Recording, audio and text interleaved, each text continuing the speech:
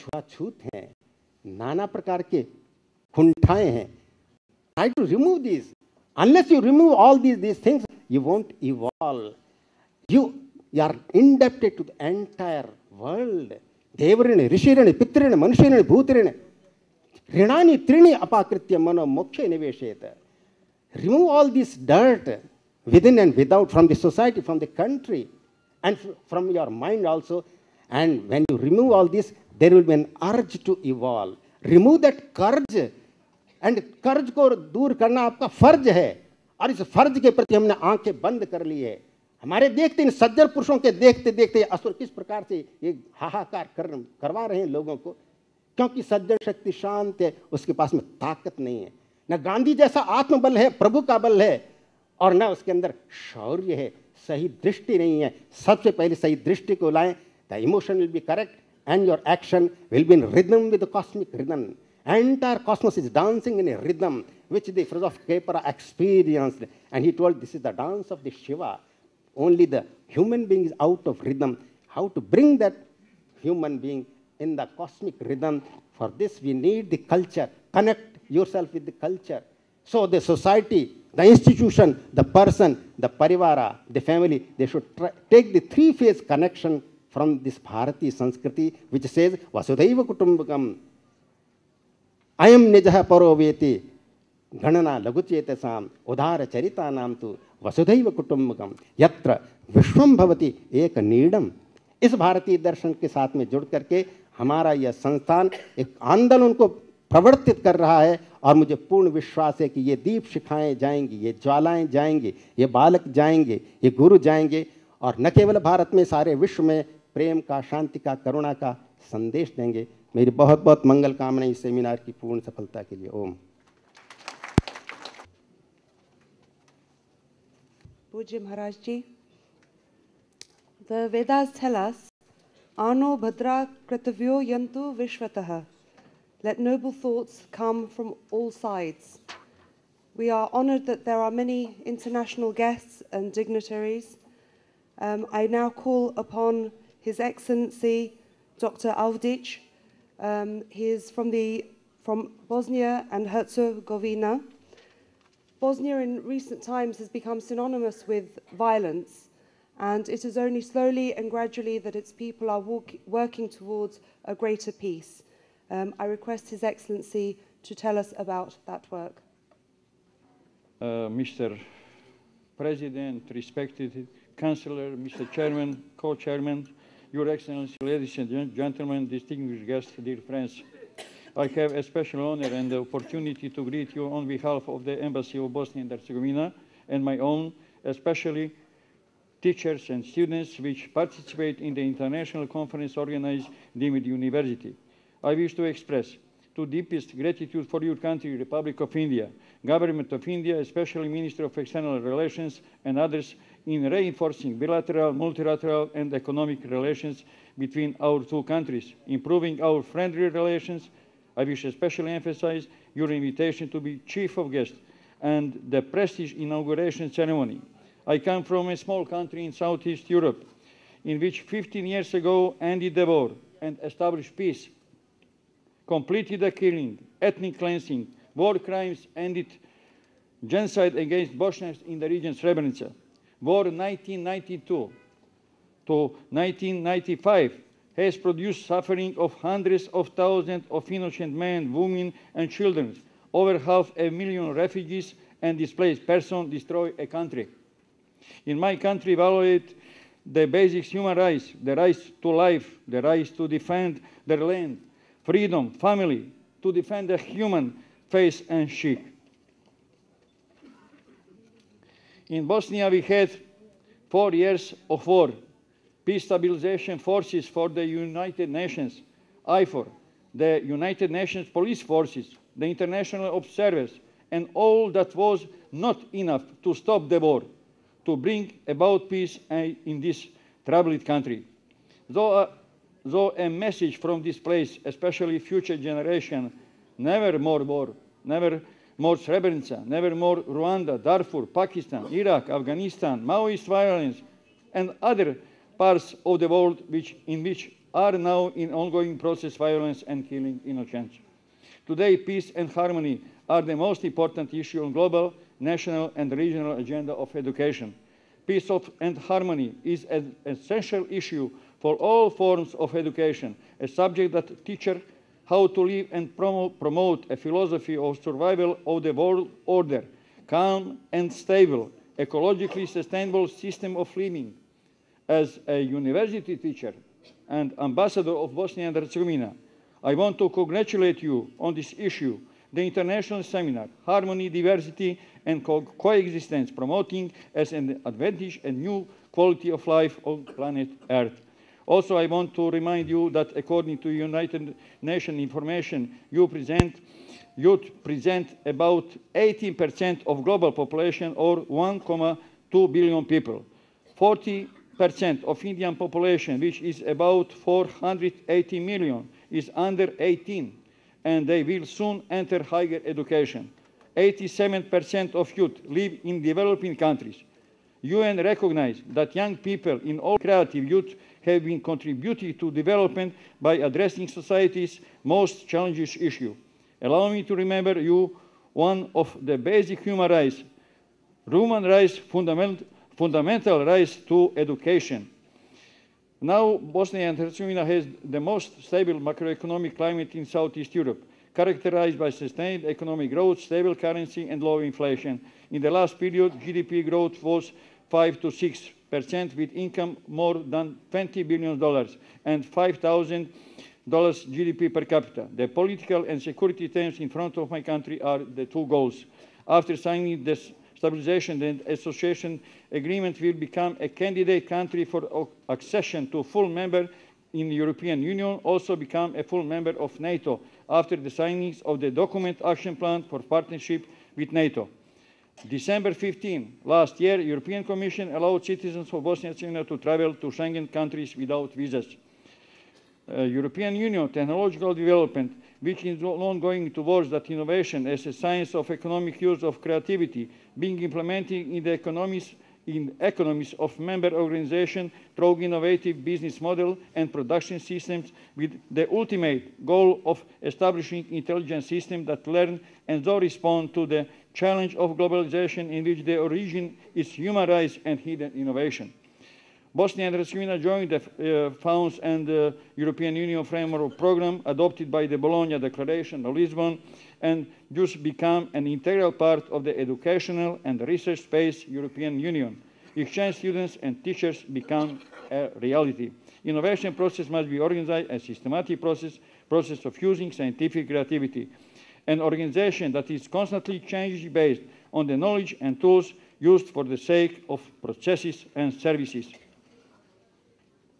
And finally, I want to specially emphasize a good teacher should love his profession and do the job with all sincerity. If he does not do his job with passion, he will not be able to create a lasting impression in the minds of his students. Human rights and fundamental freedoms and the privilege that teaches young generation to create a creative personality that is not inherent destructiveness, violence, or endanger human life.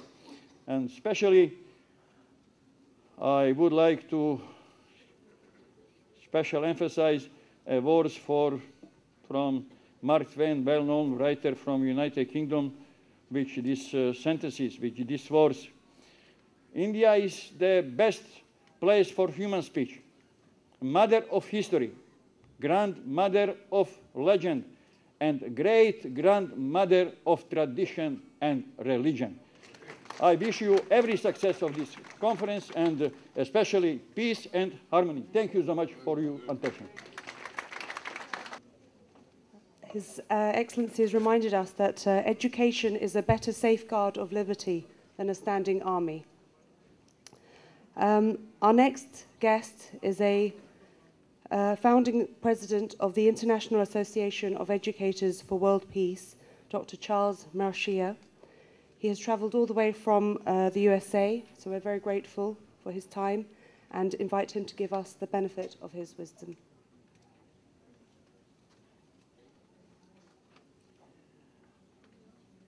I have been living in the United States exactly for the past 50 years, exactly. And I was born and raised in the island of Malta.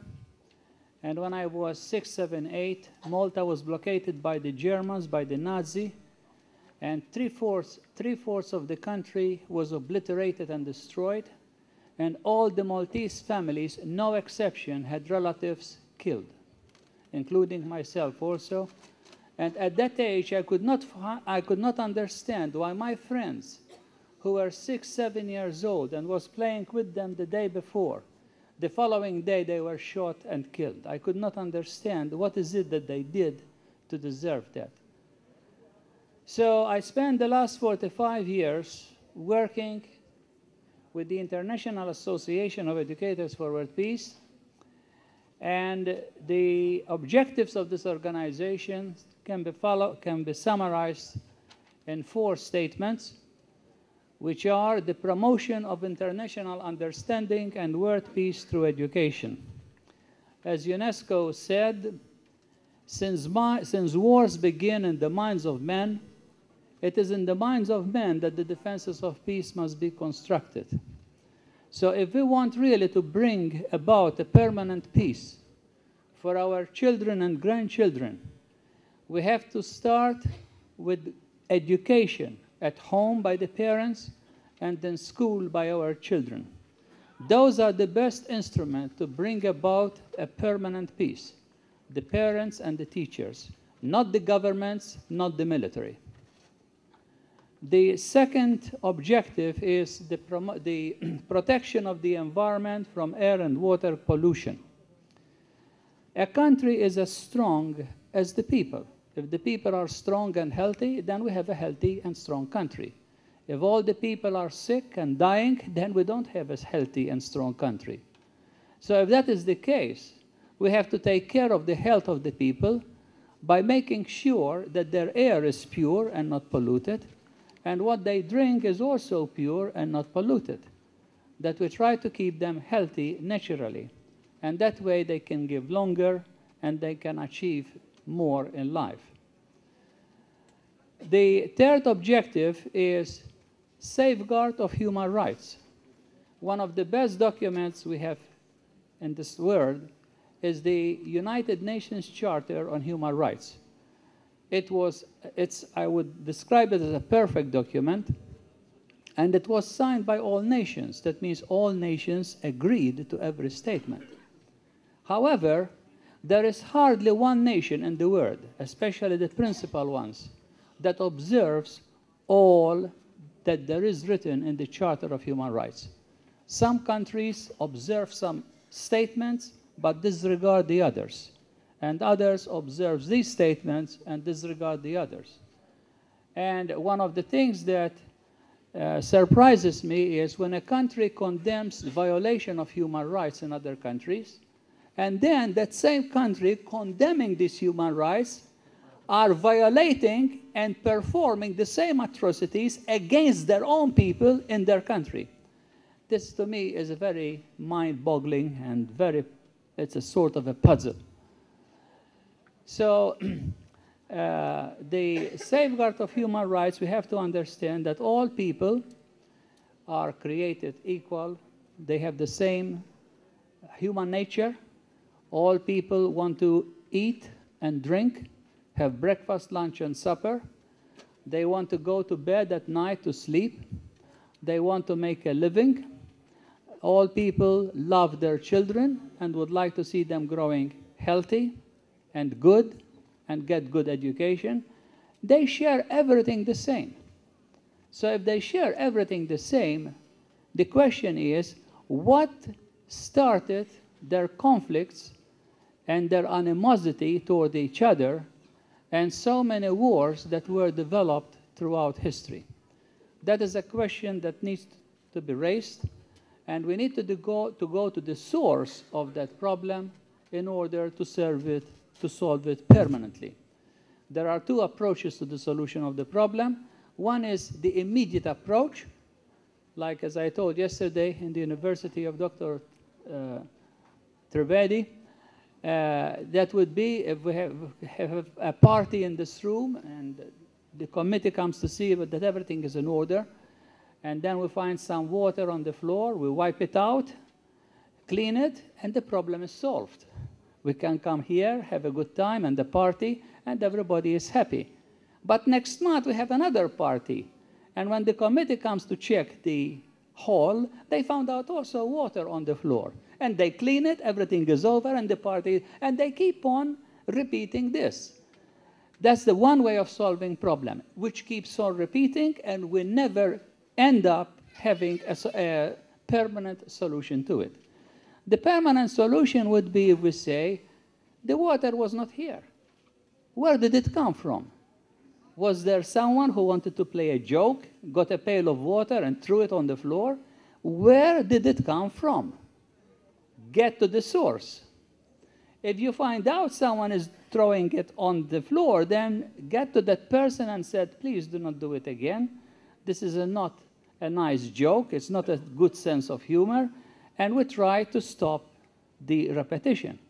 Or we can find out that on the roof there is a crack, and when it rains at night or whatever, the water comes down. In that case, you go on the roof, block it with cement on concrete, and when it rains, it will never again enter. So we have to go to the source of the problem. And this is a very important element. One of the things that we have learned in our lifetime and experience is usually that people that are stronger, they tend to abuse the weaker. It's not the other way around. And even in the history of the human race, in terms of nations, the nation that felt to have more muscle tended to punch those that have less muscles. So we have to go to the source of the problem and see why this is happening. The fourth objective of this organization is the disarmament and the development of the human resources for positive and constructive purposes. Disarmament is important because if we want to have a peaceful world, we have to eliminate violence. And when we have got a military, we have got violence. In fact, some academicians in the past have described the military as a terrorist organization sanctioned by the government. And this is not just an opinion or a funny thought. If we were to have a young man, say 18 to 22, whatever, and he enters a house and he kills the entire family in cold blood, the women, children, elderly, and the sick, we call him a murderer. He is arrested. He is put in jail. He will be prosecuted and may be executed or put in jail for life. But if that same person, not a different one, is told by his superior to enter into each house and kill anything that moves, and he does it, then that person is viewed as a hero, as the one that is safeguarding the integrity of our nation and making us safe. In Huntsville, Alabama, every Saturday in the past, we used to have peace organizations that organize demonstration for peace in selected corners. And one of the ladies, and of course some people are asked to talk, and one of the ladies was talking to us. And she said, my son is 19 years old. He was brought up in our family, praying to God every day, being kind and merciful to everybody, and will not do anything to hurt a fly. And now I receive letters from him. He is in Iraq. And in the last letter, he told me, and I knew that he was shaking and crying when he was writing it. He says, Mom, I just cannot take it any longer. They tell us to go into every house and search for terrorists. And at the same time, they order us to kill anything that moves. And Mom, my friends who are with me, they kill babies, they kill women, they kill elderly sick, people dying, they shoot them and kill them all. And when they come back, every goes to the airport, these are our heroes. Thank you for saving our country, saving our democracy and freedom. So if one person takes the initiative to do it, then he is a murderer. He is an assassin. But if someone tells us to do it and we follow it blindly, then we are heroes. We are great people. We are protectors of democracy and freedom. And unless we understand that this has become the source of all problems in the whole world relative to the promotion of a permanent peace, and try to do something constructively about it, we may be talking not only for another 100 years, but 1,000 years, 10,000 years, 100,000 years, and we will still having wars and struggles.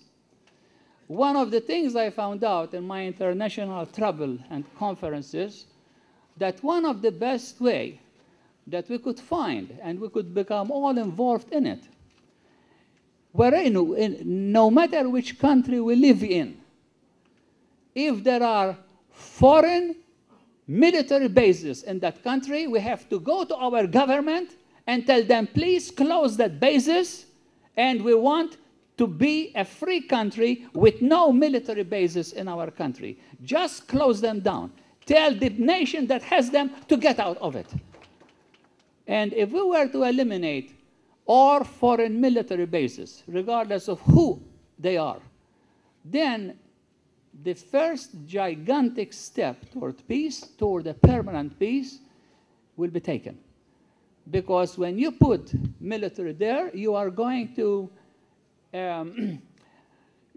bring the surrounding nations into fear, animosity, and what's going to happen. I recall when President Kennedy was there, that's when I went to the United States. After his inauguration, a couple of months later, that's when I went to the United States and stayed there. So I followed all the speeches of President Kennedy. But when the Russians put some missiles in Cuba, because Cuba wanted to defend itself and not to use them in case we are attacked, we defend ourselves. They raised a pandemonium, and President Kennedy said to Khrushchev, unless you take them away, we may even move to a third world war, because those missiles there threaten us. So they moved them out. But then when the United States put missiles in Poland on the border with Russia, and Russia said, you have to take them off. You are threatening us. We have no missiles pointing. No, that is to Iran. You know, Iran is a dangerous country and may attack you and may attack us. So we are putting them here for them. Go and put them on the border with Iran, not on the border with Russia. And the same things with Colombia. They put a lot of missiles on the border with Venezuela. What do Venezuelans do? They are getting excited. They want to rearm. They want to make sure that if they fire, they will fire back. At least they will kill somebody. They will harm the enemy that attacks them, the called enemy. So the question is that when we use fear and threats to bring about peace, we are absolutely assured, 100%, that we are going to keep on promoting war through fear, through hatred, through revenge, and there will be never end to it. And of course, there are many responsible entities that I hold responsible myself. And those of you who read my articles, I published over 900 articles already and a few books. But anyway, I made this very, very clear, that the best way to bring about peace is to dialogue with people, use diplomacy, use conversations or what have you, and speak on the same level. I recall the former Chancellor of Germany, when there was a meeting with all the European countries and the United States and others about how to deal with the situation. The former Chancellor of Germany said to the group, we can use all options that we can imagine except one. That has to go out of the table, and the option is military. If we use the military, our objectives of peace will not be achieved, absolutely. And of course, the United States was said, that is a very dangerous statement. The military is what keeps us safe, so we must keep it there. So this is the problem that we have today. And I found out that when we deal with each other, the strongest of us all is not the one that has a lot of weapons and a lot of military. The one that has a lot of brains. The one that knows what people's mind is after. And to take precautions and adapt ourselves to every situation so that things will turn around and move in the right direction in a positive and constructive way. And this to me means peace, what peace education is all about. We are about 20 minutes late. Will you please mind? Yeah. Very good. I am stopping. I want to be obedient. Thank you. And forgive us. We are running a little over time, so it's my humble request to the future speakers if they could shorten their speeches to maybe 5 to 6 minutes. He who dares teach must never cease to learn. And our next guest represents an organization which is also our co-host and represents this sentiment, the Jain Vishwa Bharati. Shramni Charitya Pragyaji has taught and lectured extensively all over the world on ahimsa, on preksha meditation and yoga, and science and spirituality.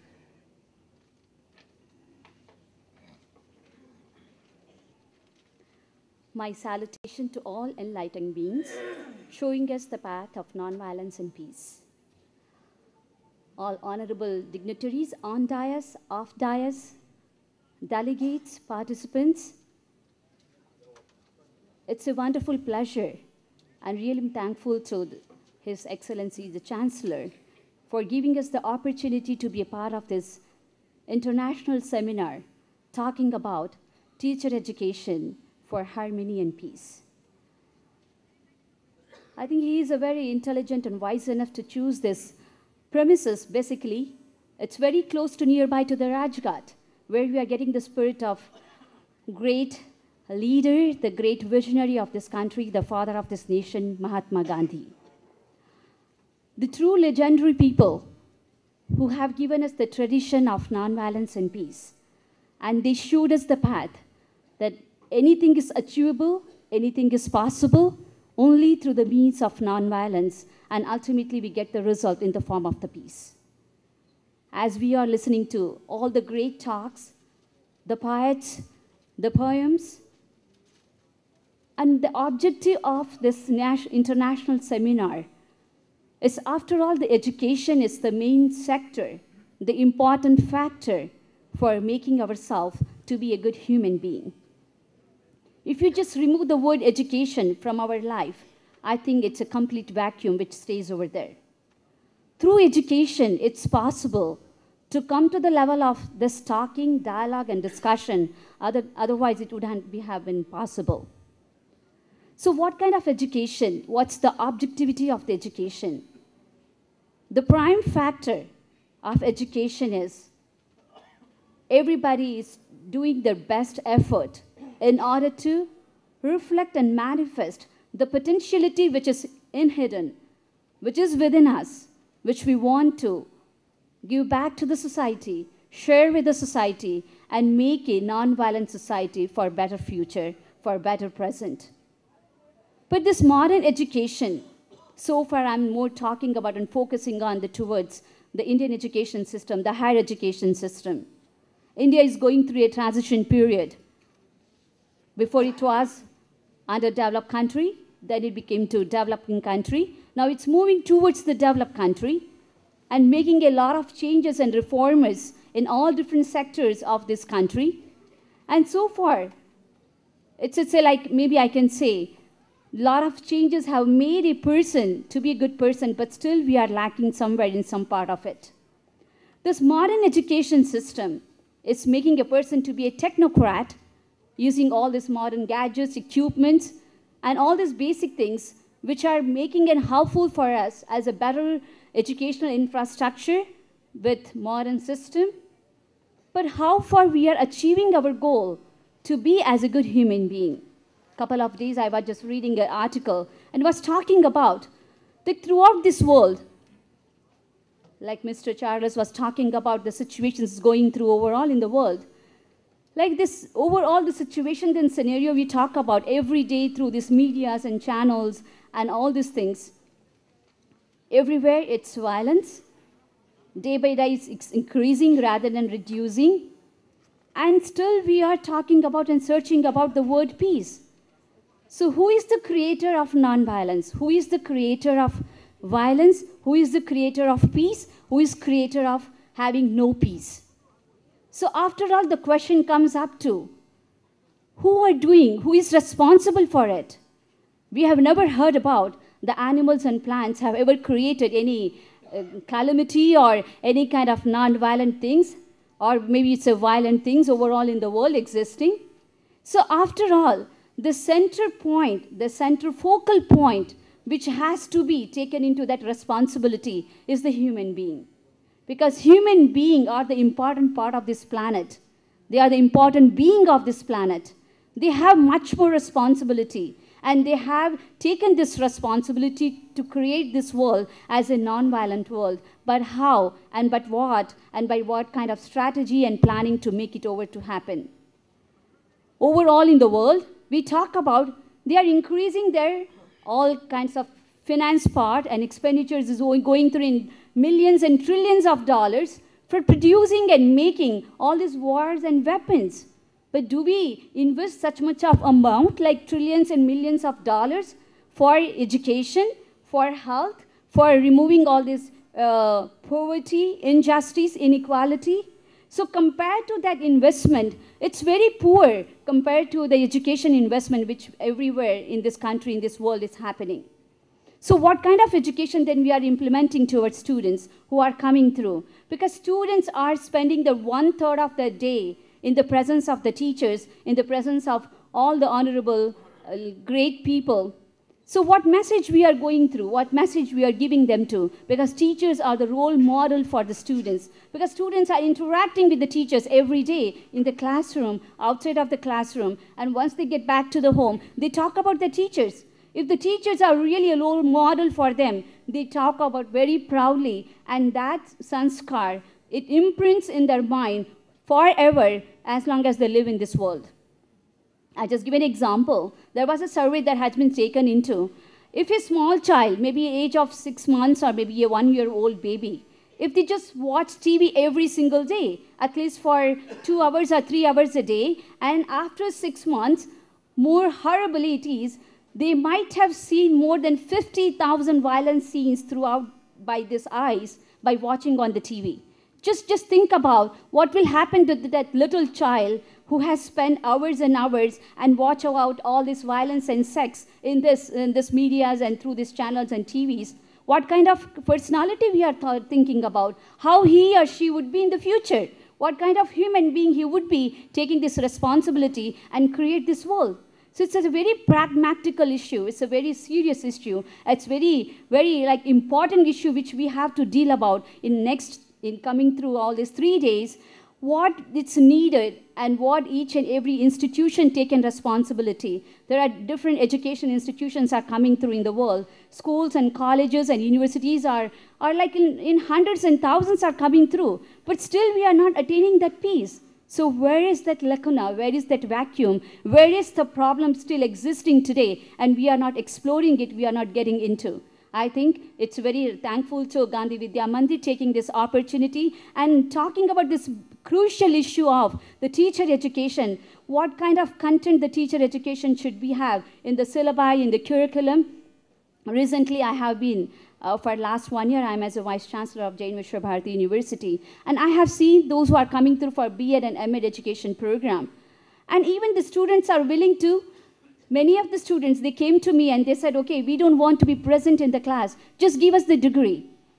Just give us the degree and we will offer you like 10,000 rupees, or maybe you ask for 100,000 rupees, or whatever amount you ask for. Just we don't want to be present in the class. We must just finish it in our home and we will come over for the exams and you give us the degree. I said, it's so sad. It's so sad part of the education.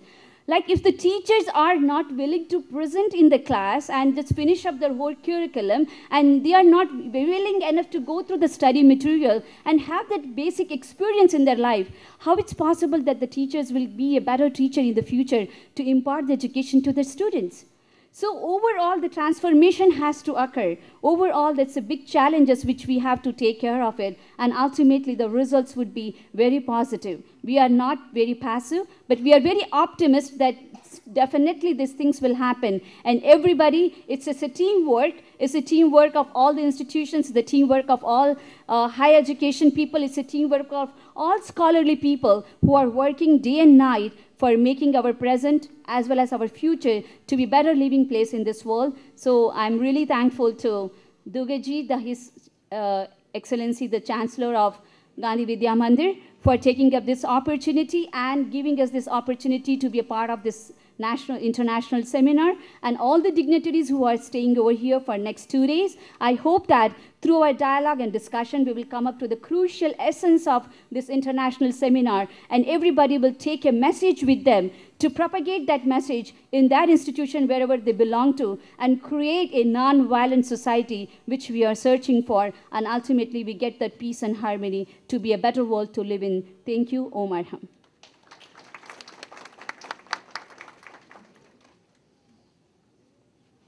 Nepal, and she is also the niece of its president.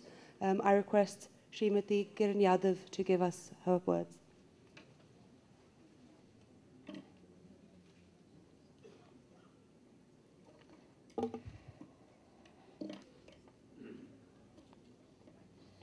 Honorable Chief Guest, Sri Swamiji Maharaj, distinguished guests, ladies and gentlemen, good morning. It is my great pleasure to have this chance to attend the international seminar on teacher education for peace and harmony, and also feel honored to find myself in the land of great saint Mahatma Gandhi on the request of respected Dr. Pathak and organizing committee. Honorable President of Nepal, Dr. Rambaran Yadav, had great interest to grace this great ceremony, but due to busy schedules of His Excellency and unavoidable situations of the country, it could not be possible on behalf of it could not be possible. On behalf of Honorable President and myself, I would like to take this opportunity to express my warm congratulations on the opening event and to wish the grand success of this seminar. I am delighted to see here the dignitaries and representing their great countries and organizations. Their presence among us is a symbol of solidarity in efforts towards creating a sense of peace and harmony in global society. Distinguished guests, ladies and gentlemen, values are those characteristics of human society which set norms, exert control and influence the thinking, feeling and actions of individuals. Education is supposed to be based on the universal human values, peace, harmony and coexistence, but unfortunately, the concept of peace and harmony is absent from the educational content as well as from academic institutions, families, society, and national and international life. Conflict, violence, destructive behaviors are alarming high in global life. Insecurities, inequalities, conflicts, violence, irresponsible and unharmonious conduct based on political, racial, ethnic and religious conflicts are bringing untold tragedy to the masses of humanity. I feel sad to say here, in the past decade, our beautiful country Nepal, due to political, racial and ethnic conflicts, suffered the Maoist insurgency, which cost the life of more than 15,000 people, but still we have not reached on the logical end of the peace process. Since 4 years, we are in the way of new democratic constitution making process, but due to lack of peace and harmony, we are still far from logical end. Ladies and gentlemen, in the present, theme of seminar is quite relevant to create the atmosphere to learn from the principles and methodology of peace and harmony based on teacher education for creating safe and healthy learning environments, and further to equip future teachers' skill to create harmonious, empathetic, compassionate, forgiving, and good relationship among students, to foster deep values of social coexistence, which is the need of the modern education system. Here we see participation of educators, government officials, and civic leaders, academics, and peace education practitioners, and their contribution on the relevance of teachers' education for the development of peace and harmony will be highly beneficial for the teachers and society at large. Teaching is a socially responsible occupation which is highly accountable and bureaucratic, demanding intellectually, emotionally, and physically, and intensive and unrelenting. Education in values also has all the advantages of religious education and deserves to be pursued in letter and spirit. What is required today is not religious education, but education about religions. Values will naturally percolate from such pursuits, which would naturally influence human behavior in positive directions. The inculcation of values will then help in fighting fanaticism, violence, fatalism, dishonesty, avarice, corruption, exploitation, and other social evils. On the positive side, they will promote the development of key qualities like self-discipline, self-control, a sense of duty, a desire to serve, accountability, enterprise, creativity, sensitivity to equality, a democratic attitude, a sense of obligation to environmental protection, and a love for social justice. This will above all lead to self-realization as well as realization of the ultimate purpose of human life, resulting in a spiritual expedition from the level of the subconscious to that of the superconscious. I sincerely hope that we will seize their great opportunity and explore the more moral-based education which could be incorporated in the curricula to benefit the teachers and students of this region, ultimately for peace and harmony for our global society. From this dais, I would like to request all the participatory institutions and individuals, especially Global Harmony Association, to conduct the peace and harmony related. Country will get opportunity to benefit from it in these critical and turmoil conditions. Ladies and gentlemen, मैं हिंदी इतना ज़्यादा अच्छा तो नहीं बोल सकती हूँ, लेकिन टूटा फूटा हिंदी बोलती हूँ, इसलिए मैं थोड़ा सा अपने बारे में भी कहना चाहती हूँ। मैं नेपाल से हूँ, मेंबर ऑफ पार्लियामेंट हूँ, और ख़ास करके अभी नेपाल में जो 5 साल पहले वहाँ पे जो 10-15 साल के दौरान में जो इंसर्जेंसी, माओइस्ट इंसर्जेंसी चला, उसके बाद जो पीस एकॉर्ड हुआ, पीस एकॉर्ड के बाद संविधान सभा का चुनाव हुआ, और संविधान सभा के चुनाव में हम लोगों ने वहाँ पे 601, जिसको मेंबर ऑफ पार्लियामेंट का नाम नहीं दिया गया, वहाँ पे सभासद का नाम दिया गया है, लेकिन सभासद होते हुए भी हम लोग पार्लियामेंट का भी काम हम ही लोग करते हैं। मेंबर ऑफ पार्लियामेंट का भी हम लोगों को मतलब मेंबर ऑफ पार्लियामेंट भी है। सो इस दौरान अभी हम लोग कॉन्स्टिट्यूशन बनाने के प्रोसेस में है, जो खास करके भारत में 65 साल पहले आप लोग बना चुके हैं संविधान सभा के द्वारा। वही प्रोसेस में आज हम लोग वही प्रोसेस से गुजर रहे हैं, और नेपाल के अभी के सिचुएशन बहुत ही कठिन है नेपालियों के लिए, खास करके जिस तहत हम लोगों को आगे बढ़ना चाहिए वो हम लोग नहीं बढ़ पा रहे हैं। वहाँ पे पार्टीज़ भी बहुत है, 35-38 पार्टी राजनीतिक पार्टी सब हो गए हैं, और जिस संविधान बनाने के प्रोसेस में है उसमें बहुत से व्यवधान खड़ा हो रहे हैं। इसलिए हम लोग चाहते हैं अभी जो पीस और हारमोनी का जो ये कॉन्फ्रेंस चल रहा है, ये पीस और हारमोनी वास्तव में अभी नेपाल के लिए, हम लोगों के लिए बहुत ही ज़रूरी है। और हम लोग भी दुआ करते हैं कि आपका जैसा भारत का इतिहास रहा है और जैसा सिस्टम अभी चल रहा है, हम लोग भी चाहते हैं कि हम नेपाल को आगे इसी तरह लेके जाए, जैसे आप लोगों ने विकास किया यहाँ पे संविधान बनाने के बाद, उसी तरह हम लोग भी चाहते हैं कि नेपाल को आगे बढ़ाकर ले जाए। और हम नेपाल और भारत में बहुत तरह की सिमिलैरिटीज़ है, जैसे कि हमारे कल्चर बहुत एक से हैं, हमारे देवी देवताएं भी एक हैं, हम कुछ हमारे तीर्थस्थल भारत में हैं तो कुछ नेपाल में हैं। इसलिए हमारा जो भाईचारा का, और भाईचारा भी अभी नहीं बोलना चाहते हैं लोग, भाई बहन का भी बोलते हैं भाईचारा के साथ साथ, इस तरह का जो रिलेशन है हमारे भारत और नेपाल के बीच में, इसको हम चाहते हैं कि आगे बढ़ाकर ले जाए।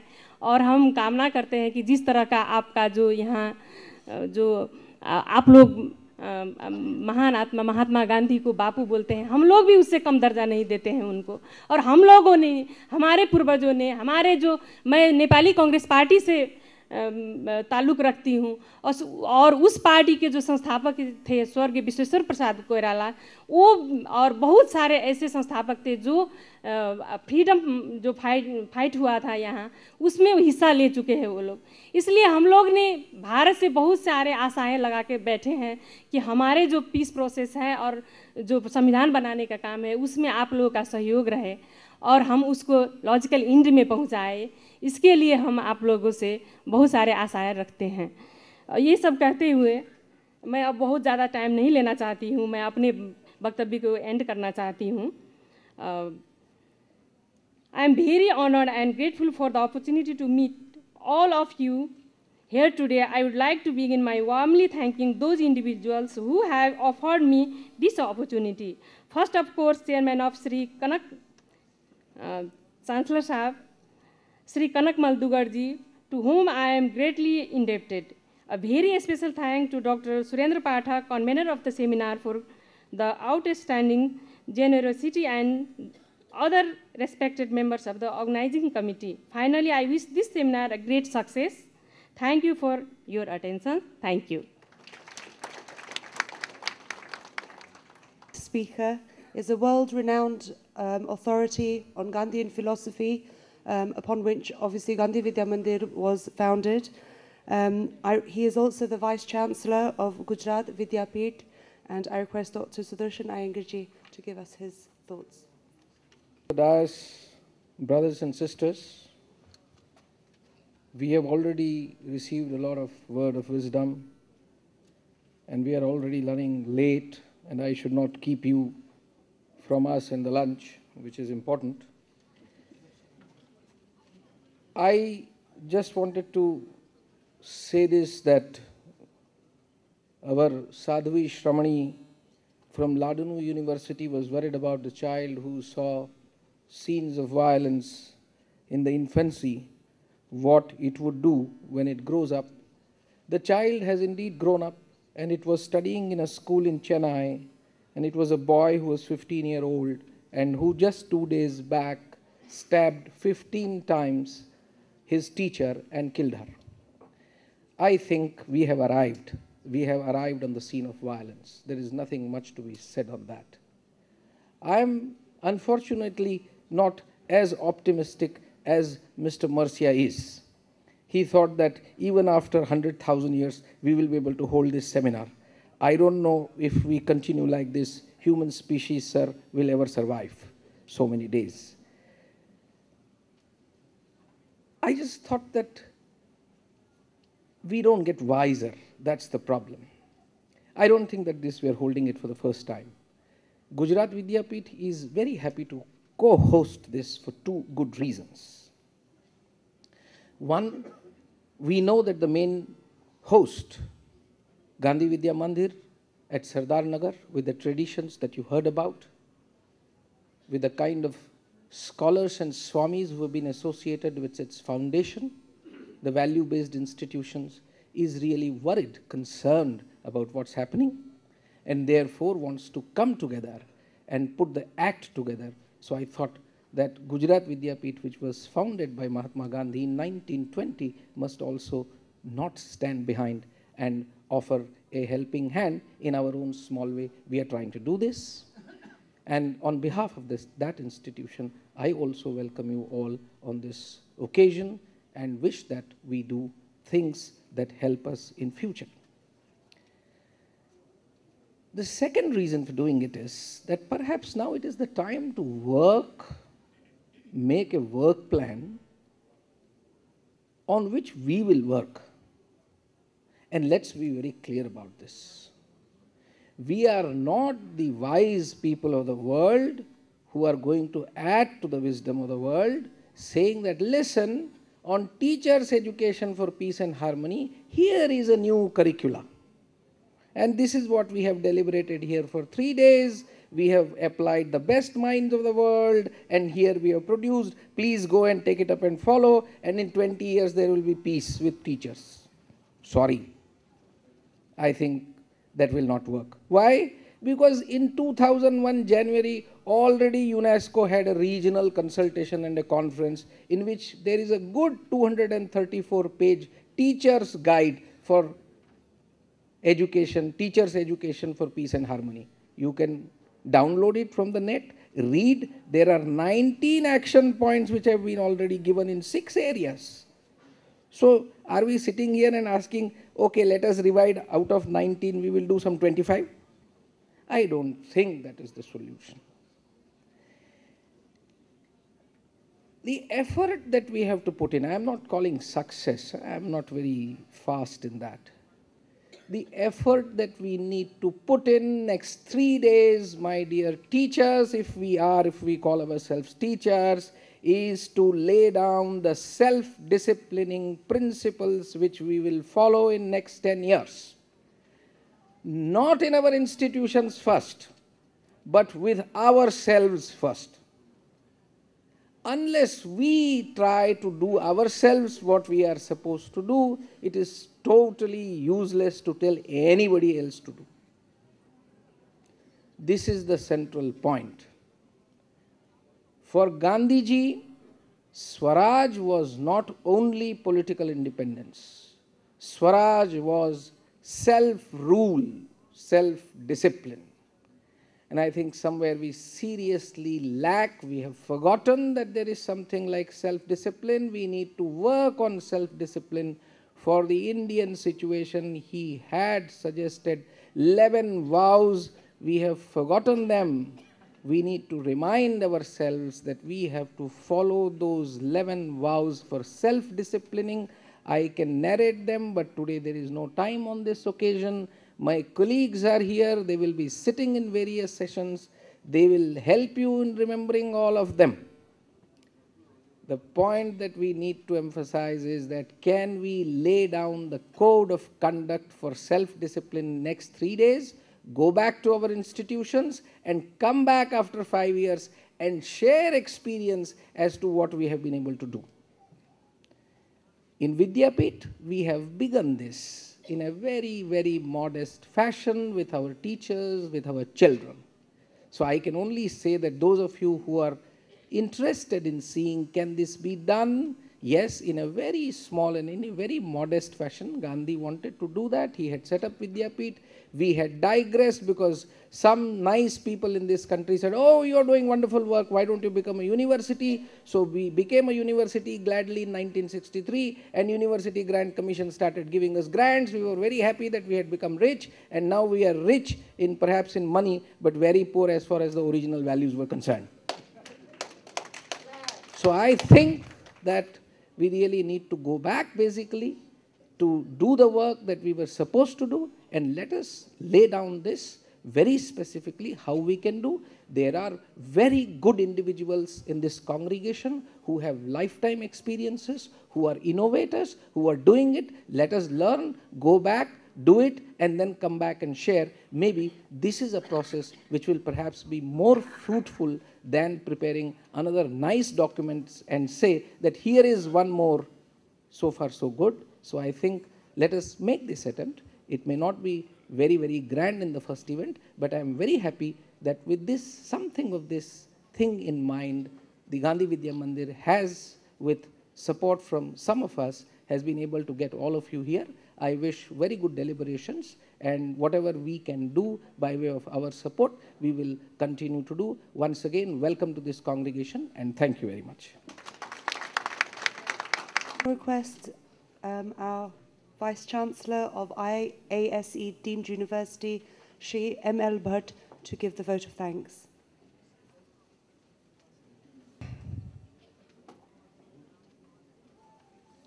Respected Swami Shri Somgiri Ji Maharaj, HE the Ambassador of Bosnia, respected President of Gandhi Vidya Mandir, Shri Kanakmal Ji Dugar Sahab, Madam Kamla Ji,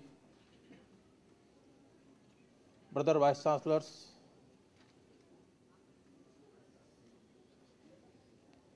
Shramani Charitra Pragya Ji, Vice Chancellor, Jain Vishwa Bharati, Madam Kiran Yadav Ji, all distinguished guests, participants, ladies and gentlemen. Today, we are living in an atmosphere of insecurity, inequality, conflicts, violence, irresponsible and unharmonious conducts based on political, racial and religious conflicts which are bringing havoc to the masses of the humanity. Values crisis is a major global problem today. Values cannot be taught through books or words. In our everyday experience, we observe that apart from the family, our children spend a great chunk of their day in the company of their teachers. The children imitate their teachers, not in words, but in their behavior.